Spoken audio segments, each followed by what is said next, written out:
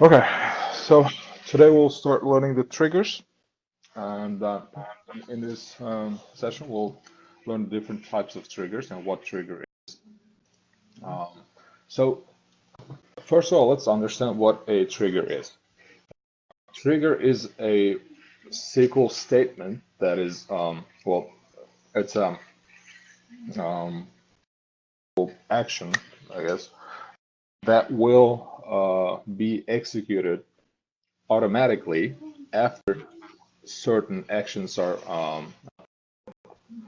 basically you can put a trigger on these three actions, DML triggers and DDL and logon triggers that we'll speak about in a minute. And once any of these actions executed, trigger fires automatically. So that's why it's called a trigger, because the SQL Server will pull the trigger after any of this action is executed. Okay. So now let's go a little bit in detail. I know it's probably not making sense at this moment, but who's it? So first thing is DML triggers. First of all, what is a DML? DML is data manipulation language. DDL is data definition language. So this is nothing new. Like there is no such new language as DML or DDL. It's just categorizing the SQL statements into certain types based on the actions that they perform. Basically, DML is data manipulation language, but it's not a separate language. It's just category inside the SQL language. So what does it include? DML includes insert, update, delete statements. Okay. So basically, when people say DML, you should understand insert, update, and delete. Because these will actually modify the data, right? So Yeah. that's why it's data modifying language. Okay. Yeah. And then there's DDL, which is data definition language that we'll also learn little later. That includes create, drop, and such SQL statements. Okay, now let's move a little closer to the triggers and see how many types of triggers do we have. We have actually two types of triggers. One is after triggers, or it's actually called as for triggers. The another type is the instead of triggers. Yeah. The name itself is already telling you, okay, I will pull this trigger after something happens. Okay? Yeah. So if someone inserts or updates or deletes a data from a table, and if you have an after trigger on that table, after trigger will fire right after this any of these actions complete on that table. It's called an after trigger. Basically, trigger gets fired. That's why it's trigger.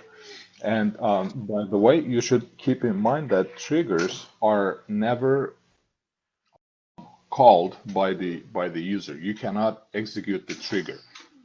It will only be executed automatically based on the type of the trigger. Okay.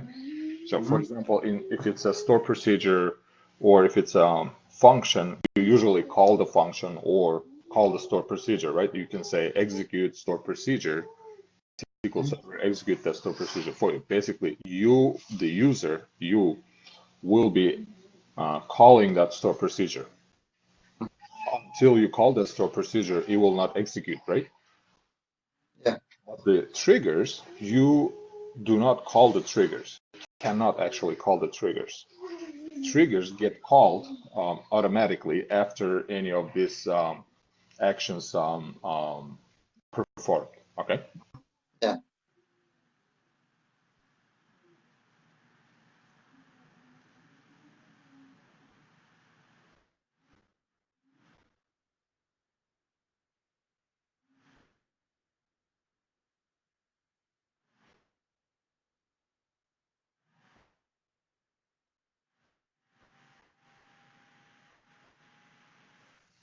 Okay. Now let's move on. So now we have cleared two things so far. So there's two types of triggers, and then you not execute the trigger. Triggers usually get executed by themselves automatically. Okay. Now let's look after triggers. So what is it saying is after triggers, it fires after the triggering action. Okay. The update and delete statements causes an after trigger fire. Fire means to execute. Okay. After the respective statements complete execution. Okay. Then instead of triggers, they fire instead of the triggering action. So if you instead of trigger on a table instead of insert, for example, if you insert something into that table, SQL Server, instead of inserting that data, it will fire that instead of trigger. Okay. Yeah. Now, let's see this in action. So I have prepared these scripts before the class so that we don't lose time. So first thing, what are we trying to achieve? So for triggers or after triggers are usually used for audit purposes. Audit means it's logging or audit. It's just a way of registering action. Did that action, when that happened, and what happened. Okay, so that you can keep track of the changes in your database. Okay. So what is and I'll tell you what our purpose is. So now we have this table, employee details table. Okay. And we have the employee IDs, names, and their department numbers. Okay. And I want to create a table called employee audit. Okay.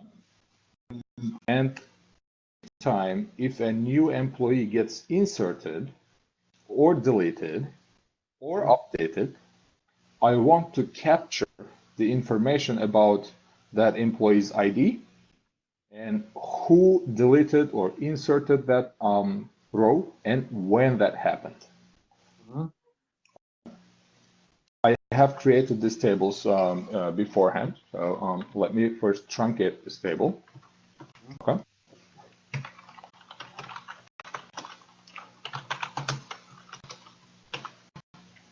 Okay. And now if I select everything from that table, it looks something like this, okay?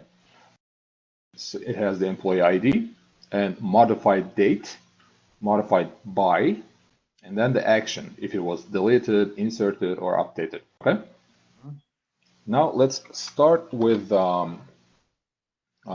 after or for insert triggers. So what I'm trying to achieve here is whenever someone inserts a row into this employee details table, I want to register that. I want to log or I want to track that in this employee audit table. Okay. So I want to, whenever somebody inserts a row into this table, I want to at the same time insert another row into this table that will say, this is the ID of the employee that was inserted, this is the time it was inserted, and this is the person who inserted this, and this is the action. If it was inserted, it will say insert, inserted. If it was deleted, it will say deleted, okay? So that I can keep track of what's happening. So I have created these triggers also. So therefore I have alter statements. Okay. But to create the trigger, the syntax is as follows. Just like store procedures or views or functions, you will say create, and then you say trigger. So create trigger, and then you give that trigger a meaningful name. And the naming convention for triggers are you should start them with TR. Okay? People don't get confused over what this thing is. Okay. Okay, so and then now I'm naming my trigger a TR underscore employee audit. Audit means registering the actions. And then I am creating this trigger on this table.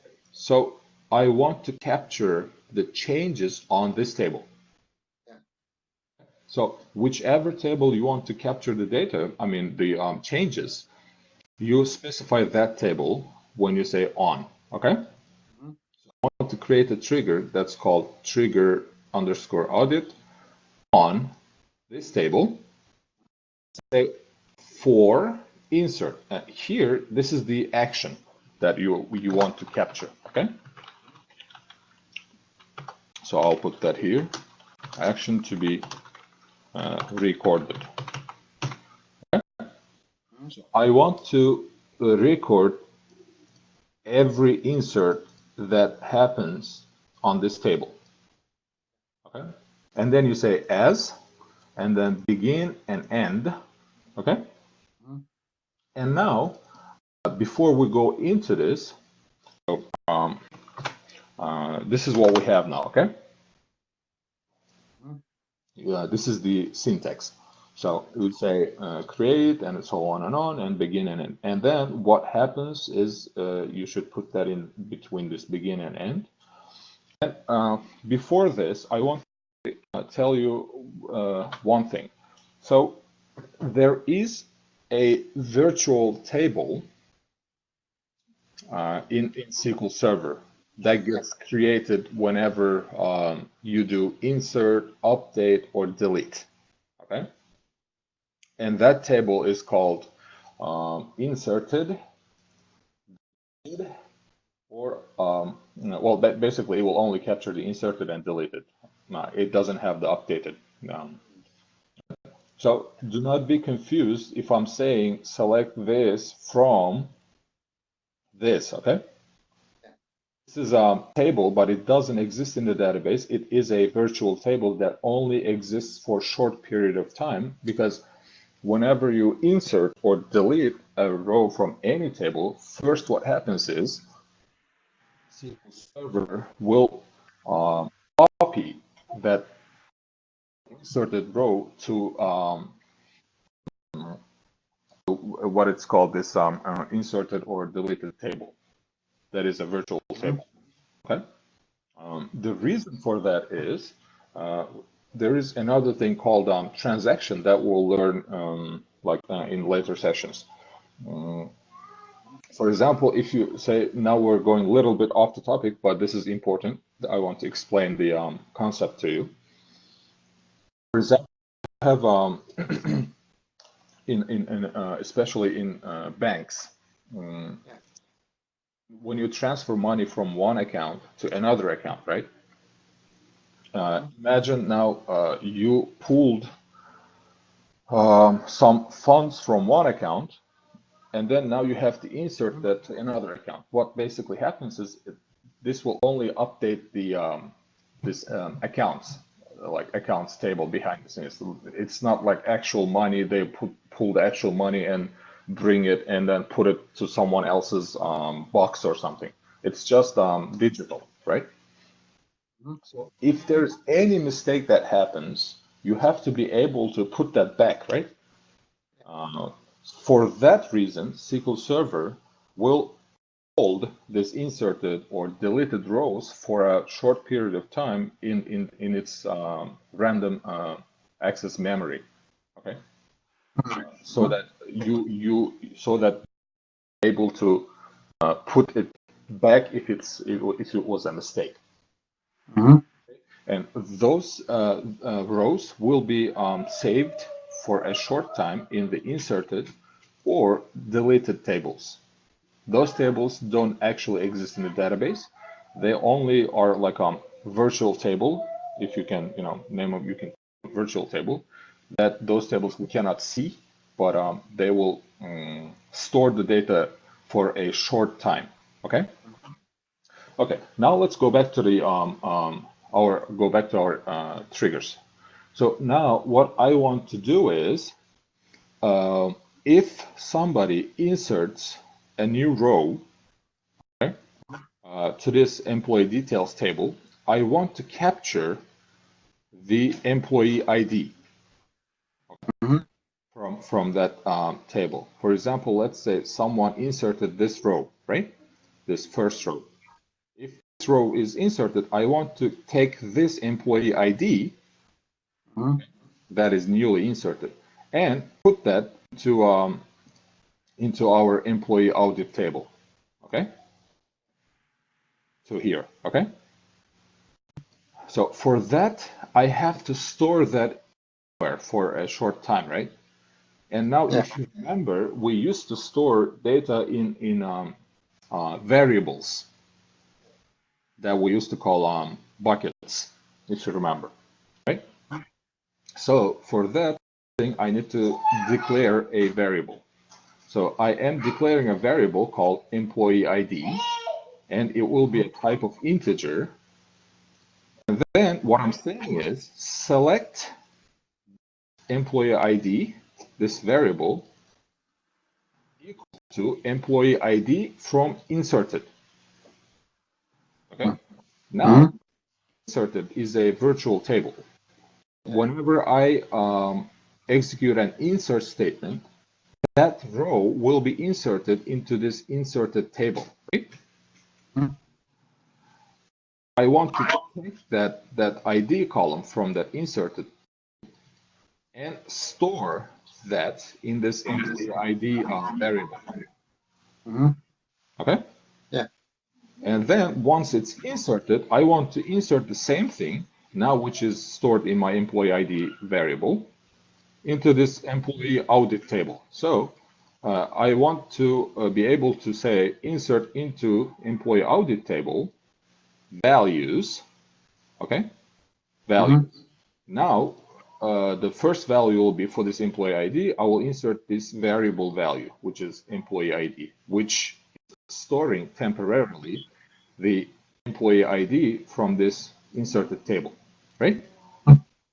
And then I want to insert the get date, which is the current date and time, to this modified date, okay?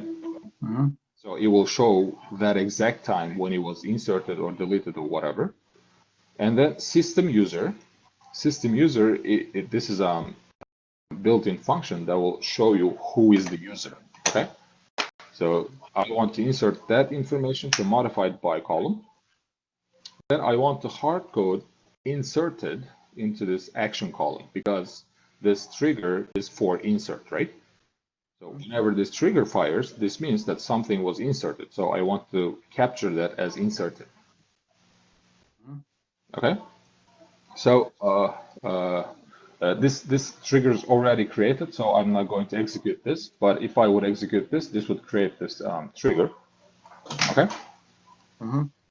And now let's try to insert into this table a new value, new row. Okay. Yeah. So let me insert this ID that's 100,000. Okay. And the name will be Michael, last name will be Douglas, and then the department will be 57. Okay, now let's see what happens. If I execute this, if you see, one row affected, one more time, one row affected. So this one is the trigger. The second one is the actual insert. So basically what happened is now the SQL Server inserted the row actually to this table, And also inserted that thing into this audit table because this trigger got fired automatically. Okay. Now let's check first if we have inserted that row. If we see, you see this last row number 14 is the new row that was inserted. Now if I select also from this audit table, now you see employee ID 100,000. Yeah. It was the action was inserted. This row was inserted by this user and at this time. Okay. So anytime if anyone inserts anything to this table now, it will capture that information in this employee audit table so that you can keep track. All right? Does this make sense so far? Okay. So now I want to take it little back and show you how that inserted and deleted tables work. Okay, those virtual tables work. So I will create another trigger. Okay.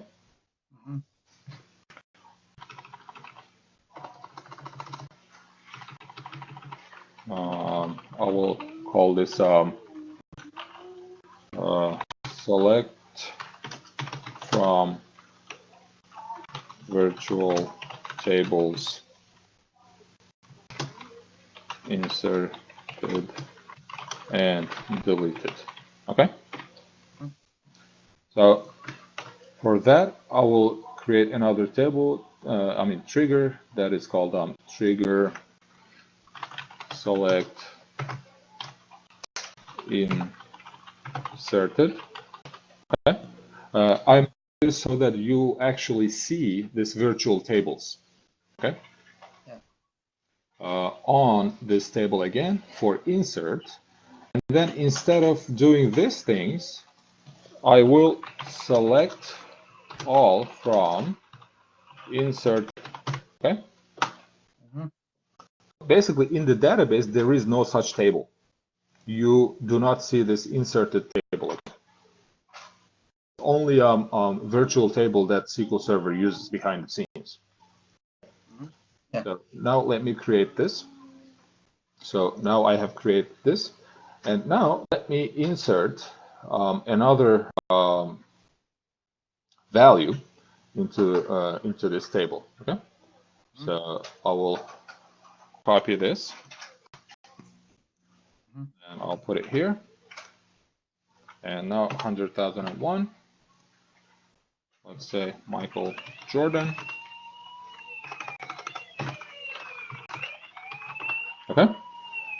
So now what happens is if I insert this value, this trigger should get fired and this should select everything from this virtual table called inserted. Okay. So that you will see this table. Let me insert, let me execute this. And you see, this is the row that is in this inserted table now. Okay. This table doesn't exist anywhere. This is just a virtual table. Okay. So anytime you do an insert or delete statements, this table will capture that information for a short time. Okay? So now this is the inserted table. And after that, what I'm doing here is I am capturing this employee ID, you see, from this inserted table, which is this virtual table, and storing that inside this employee ID variable. So basically now, this value, the employee ID value from this inserted table, comes and sits in my employee ID variable. So that what I'm doing is, I'm inserting into this audit table the same value. Okay? Again, this value from this virtual table called inserted. So, and the same thing happens for deleted. There's also a table called deleted. Okay. When you now let me alter this.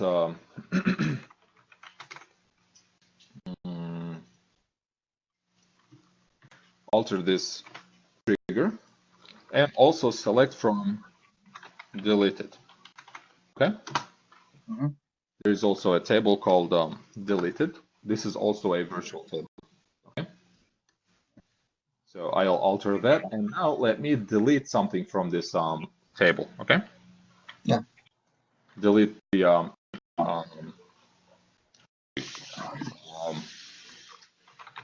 delete from this table where let me first select so that I can see what's there. So now if you see we have this 100,001. Okay. Mm-hmm. So now I'm trying to delete that from this where employee ID to this. Okay. So if you see now we have this here now, right? Yeah. Let me delete this. And what should happen is when I delete this, this row will be deleted, but this trigger will select everything from this table deleted. And this deleted row should come and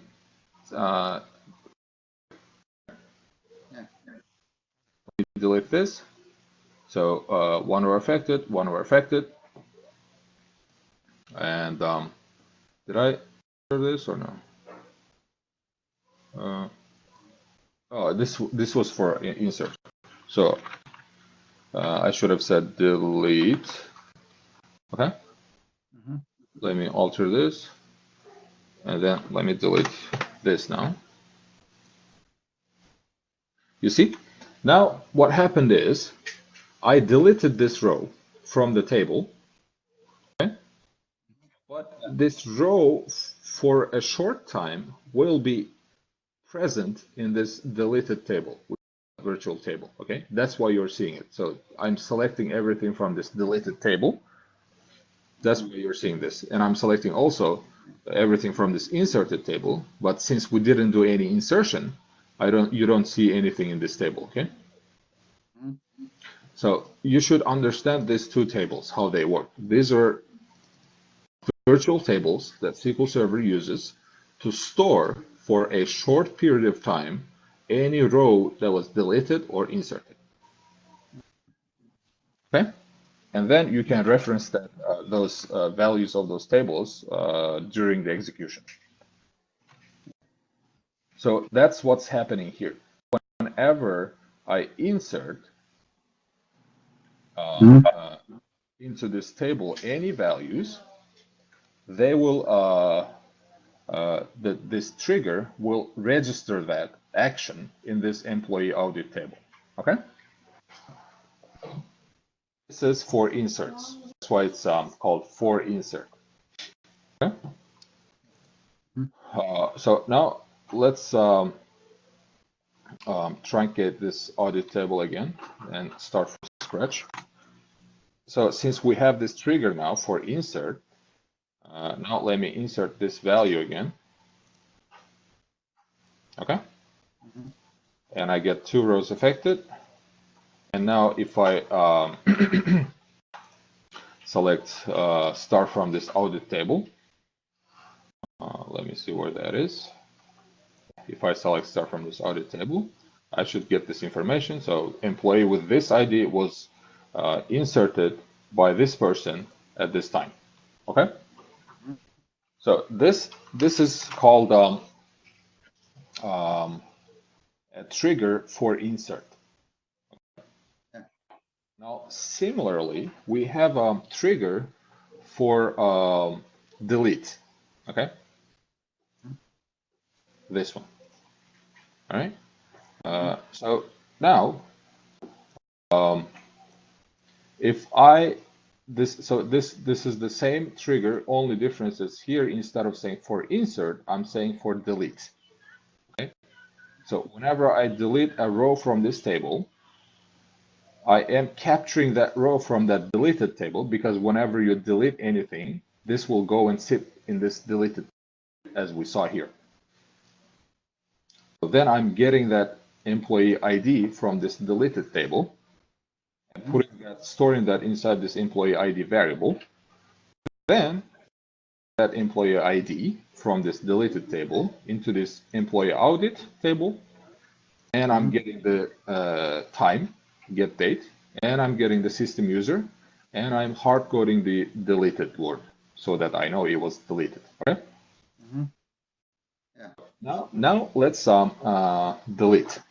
I think I have created this trigger already. So now let's delete that 100,001. Okay. Or actually, delete something else so we'll see something different. Okay. Delete this one. This Maria Foster, which is 839139. Okay. So for delete trigger, this, okay. So now I'm trying to delete this row with this ID from this table. So when I delete this, well, I guess we altered that trigger. Let's select we don't have that. Let me execute this. Oh, okay, we already have it. And let me delete the previous trigger, okay? So that we don't get any confusion. Drop trigger this. Okay. Now let's. I guess we already deleted this, but let's try again. Okay. 1 0. And now let's everything from this audit table. Okay. You see, it was actually capturing all of the deletes. Yeah. Okay. So the first time we deleted this row, it captured it. So employee ID with this ID was by this person at this. And then the second time we did the same thing, it was already deleted. So there was no, this ID didn't exist. That's why it captured null. Okay. Because it didn't exist, therefore it captured null, but it still said, okay, deleted. This means an ID that didn't exist was deleted. Okay? So this is how the deleted works. Okay? Does this make sense so far? Is it confusing or how is it? But why we need it? We need it for like information. Yes, like the first thing is like this purpose. This is very important, right? Like audit. You have to be able to track what's happening in your company, right? In your databases. Audit is like very common practice. Like I don't think there's a company that doesn't audit any action on their databases. So whenever you insert, delete, or whenever you do anything on any table in the company, they will know it. For example, say somebody deleted some important information from a table, right? Now they have to know who did it, right? Yeah. Otherwise, you can come to work and you can delete whatever important information is, go home, nobody knows. Especially if you work for a bank, you can transfer a lot of money to your account, right? Yeah. And if they don't capture it, nobody knows. Yeah. Okay? So for that, they use these triggers. So anytime like you do deletion or insert or update, they know who did it, when did it, and what they did. What did they do? So this is for audit purposes, and audit is a very important thing to do. Okay. So the question is, are you following so far about the concept, how it's working? Yeah, yeah. Okay. If you have any questions, just stop me and ask me. Okay. Okay. Okay, so this is, so far we saw a trigger for insert and trigger for delete. So whenever we delete or insert anything, that information comes and sits here, right? Yeah. Like this. Now, let's see another example for update. So update is little different. The first thing why it's different is there is no such virtual table called update. Okay? There is a table for deleted rows, there is a table for inserted rows, but the SQL Server doesn't capture the updated. Yeah. There is a reason for that. Why? When you do an update, what actually happens is it basically deletes the old row and inserts the new one, right? Yeah. So what update is, when you do an update, the old version will come and sit in the deleted table, and then a new version will come and sit in the inserted table. Okay? So when you do the update, so that is what's happening behind the scenes, right? Like if I am updating this employee ID with this number to this number, I'm basically deleting this number and inserting this number, right? Okay. So now we need to make use of that process. So now, to capture the updated values, I should be able to capture the old value and the new value, right? Yeah. Like in this table, I should say, okay, this was the old value and this is the new value. So basically, this value was updated to this value, right? Yeah. That is what I need to be able to capture.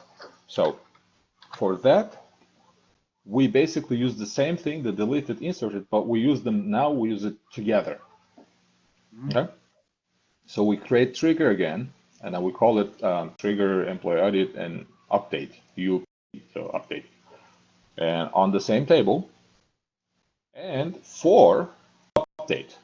I'm not saying for insert, I'm not saying for delete, now I'm saying for update, because whenever anything gets updated, I need to capture that.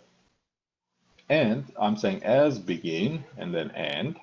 And now what do I want to do? I want to capture the deleted row and the inserted row, right? Because when you update, one row gets deleted and the new one will be inserted instead of that row. Okay? So that's why instead of having one variable, now I have two variables. One is for the deleted, the other one is for the inserted. Okay? What I want to do is when somebody updates a row, I want to capture the deleted row in the deleted variable, and I want to capture the inserted row in the inserted variable, and then insert these two as, you see, employee deleted as the old value, and the employee inserted as the new value. You're right. Okay? So that I will be able to see what was updated from what to what. What was the old value and what is the new value. Okay? So if I create this, which I think it's already created, and now when I let's update one thing. Let's update this Jennifer Emily. So I want to update this to, let's say, 22222. Okay? So I'm saying update this table, set employee ID equal to this, employee ID equals to this. Basically, this is the old value, now current value, and I want to change this current value to this new value. Okay? When I do that, when I fire this update statement, what happens is this old value gets deleted and comes to this deleted table. And this new value gets inserted and comes to this inserted table, right? Yeah. So I will capture this both. I will take this value, which is the old value that comes to the deleted table, and store it in this employee ID delete variable. I want this new value. I will capture that from the inserted table, store it inside this employee ID inserted variable. And after that, I want to insert into this employee audit table values. This is a simple insert statement, right? Employee deleted variable, which is the old value, and the get date, system user, and say it's an old value. And also, I want to insert the employee ID insert value, which is the new value, get date, system user, and new value. Does it make sense? Yeah. Okay. Now let's execute this. So if I execute this, we see one row is affected in this table, actual table, and two rows are affected in the audit table. Okay? And if I select everything from this table, now I should see, you see, old and new value. So this was the old value, which is correct. We updated this old value, right, to this new value. You see, it says new value. Okay? So now I can always track what's happening in my database. If somebody inserts anything, deletes anything, or updates anything, I will know who did it and when they did it.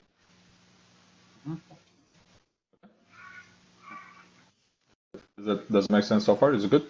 Yeah. Any questions so far? Yeah. I'm getting the answer.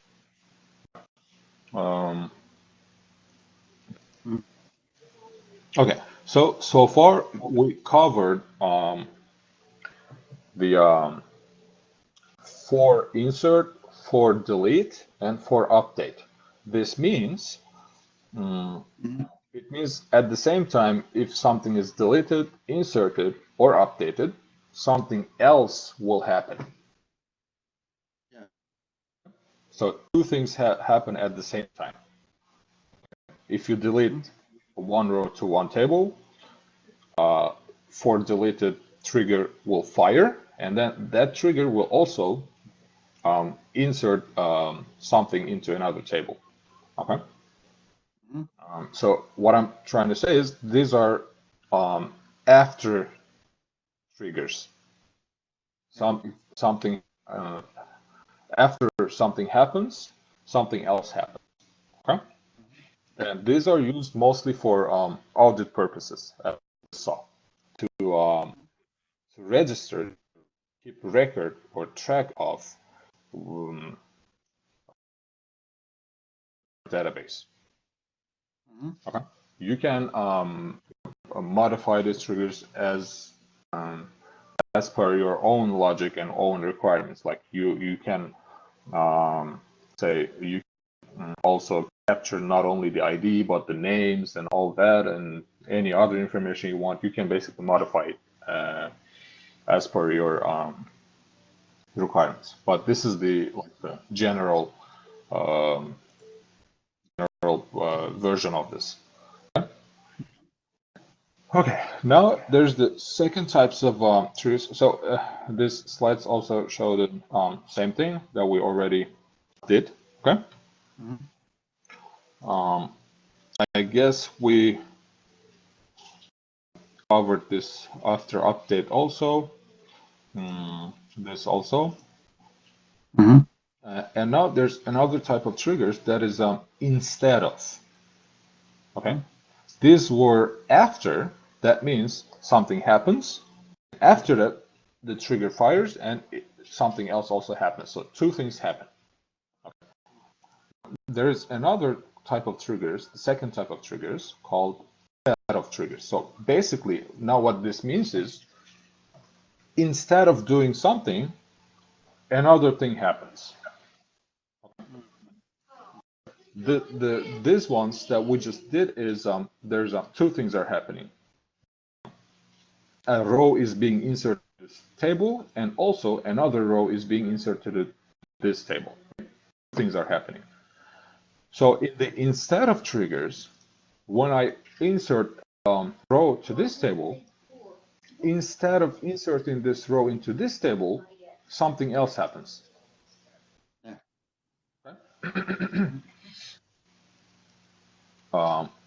Now let's first of all let's understand why do we need this. Okay. Mm-hmm. So here we are again. This is the same thing, like types of the triggers. So we just covered this after triggers. Okay. Yeah. And now we'll be covering the instead of triggers.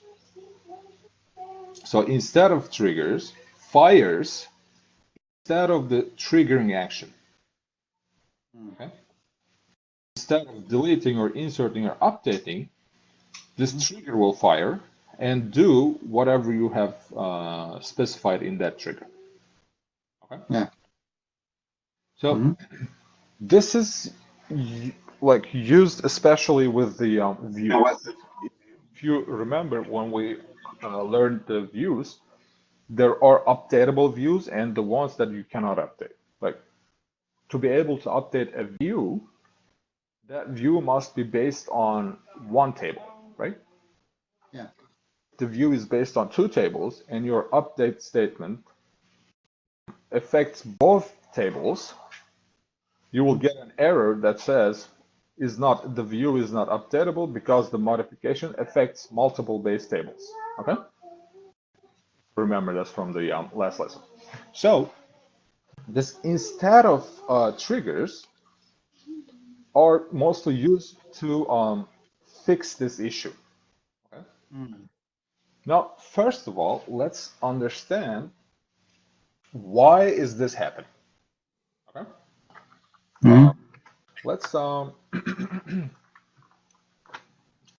let's first create um, a view that uses two tables. We have our customer table, we have our salesman table that can be related, right? So select all from customer and select all from salesman. Okay. First, I want to show you these two tables. So we have these two tables. One has this is the customer table and this is the salesman table, right? Now let's create a view that uses both of these tables. Okay. We need to join these tables, right? Select from, join, and then on. Okay.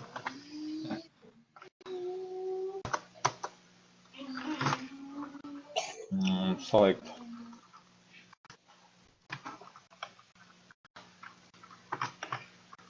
from customer, C, join S,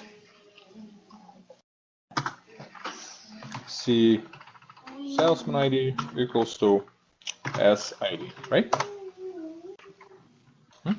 And now let's select customer ID, customer name, and salesman ID, salesman name. Okay. Yeah. So if I execute this, I will get this result. Now let's create a view on top of this. A view that is using two tables as base tables, right? These two tables, customer and salesman. Okay, now let me create a view. So I'll say create view and VW. Just a second.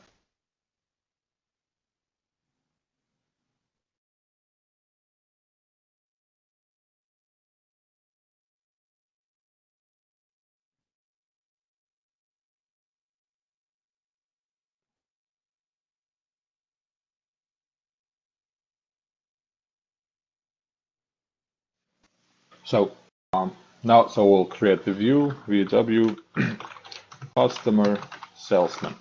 Okay, and then we'll create it as this. So now we have this view. Now, if I select all from view, I should get this result. Okay. Okay. Now we have this view. We created the view that is based on two tables. Let's try to update this view, okay? And update it in a way that it affects both both of the tables. So I'll say update update this view set customer name equals to, say, A, and the name equals to B. So this name is for the salesman and customer name is for the customer. And I'll say where customer ID equals to 3002. Okay? Yeah. Let's fire this and I'll get this error, right? So it's saying this view is not updatable because the modification affects multiple base tables. Okay? So now let's understand, first of all, let's understand why is this happening? Because what I'm telling the SQL Server now is, I'm saying take this customer ID, and where this customer ID equals to this, update the customer name table, customer name column in the customer table, and also at the same time update the name column in the salesman table, right?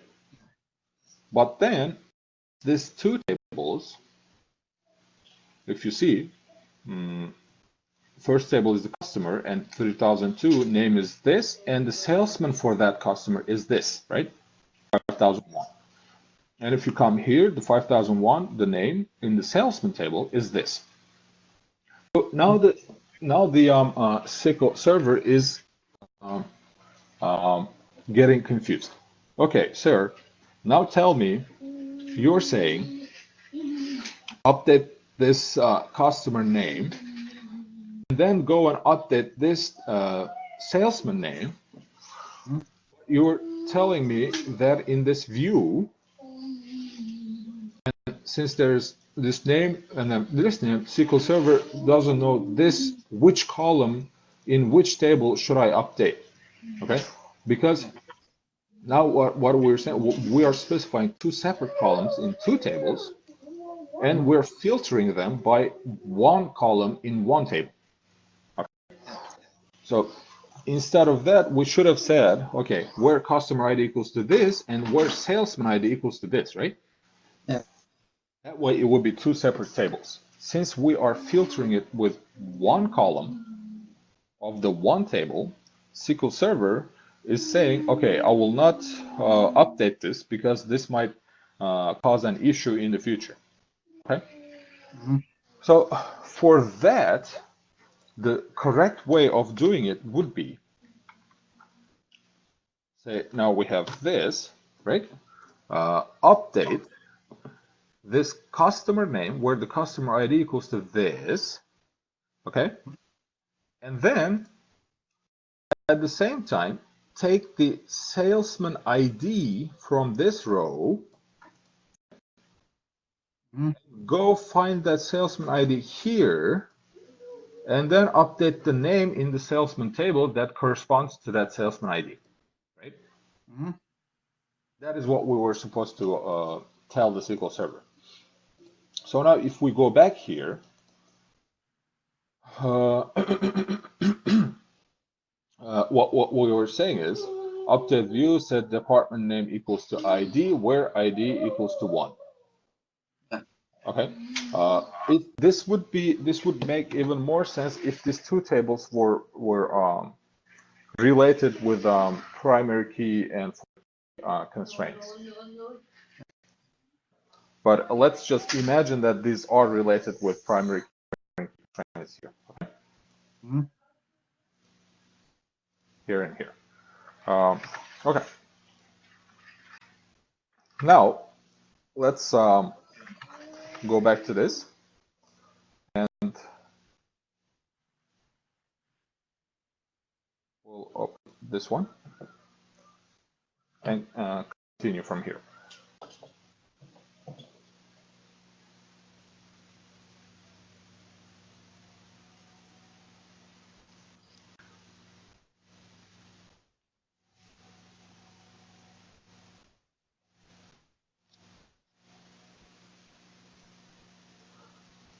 So,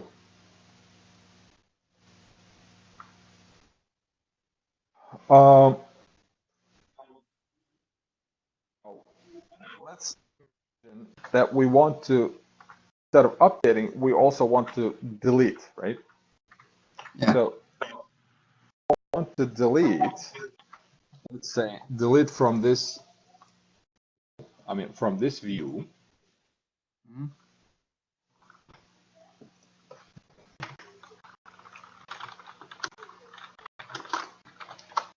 View where customer ID equals to 3002. Now what should the SQL Server do? If it deletes this row, it should also come and delete the same row from this second table also at the same time, right? Yeah. So now everything from this view, we can see if I delete this row, I am deleting these two columns, two rows from the customer table, and also deleting this two columns, this row, from the salesman table at the same time, right? This and this. Mm-hmm. So Yeah. now, if this was primary key, foreign key related table, that could have caused an issue because this ID might have been referenced by some other customers also, right? Yeah. If I delete only this, then everybody using the same ID would have become an orphan record. Yeah. Like, for example, this one. So Mm-hmm. what I'm saying is delete where customer ID is equals to 3002. And then if it deletes this from the salesman table, this will be deleted. And now if this customer with ID 3007 will not have anything here, right? Yeah. So basically, this would affect, or this will make this customer orphan record, okay? Yeah. Because once I delete this from the salesman table, now this customer doesn't have any row that is related to this customer, okay? So if this disappears from the salesman table, now this also should disappear, right? Yeah. That's where it causes a problem. That's why the SQL Server doesn't let you delete that. Mm-hmm. Yeah. Okay? Because at this, if I if we select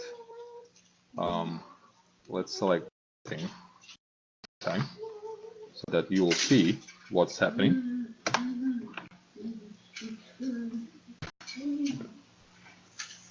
So now I have, this is the view, this is the customer table, this is the salesman table, right? So if I delete this row from the view, that means delete this row from the customer table, also this row from the salesman table, right? But this salesman with the ID 5001 is also being referenced by this customer at the same time, right? Mm-hmm.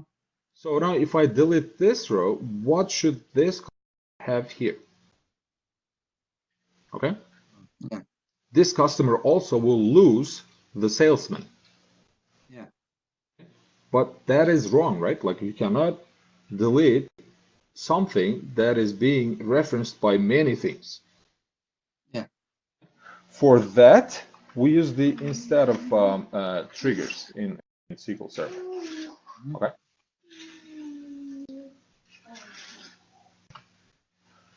Basically, now what I'm saying is, well, in this case, it's saying in most cases joins are faster than subqueries. However, in cases where you only need a subset of records from a table that you're joining with, subqueries can be faster. So yeah, doesn't matter whichever you use. But now what I'm saying is, instead of doing that delete, I'm saying, okay, delete from, in this case, TBL employee, delete TBL employee from TBL employee, join deleted. So what it's basically saying is, it's joining the TBL employee in this case on the ID with the deleted and the ID also at the same time, right? And then what it's trying to do basically is, if I want to delete this row, this column, this record from the salesman table, I should at the same time delete it from here, from the customer in here also. Okay? So that's what it's trying to do here. Yeah. Just a second.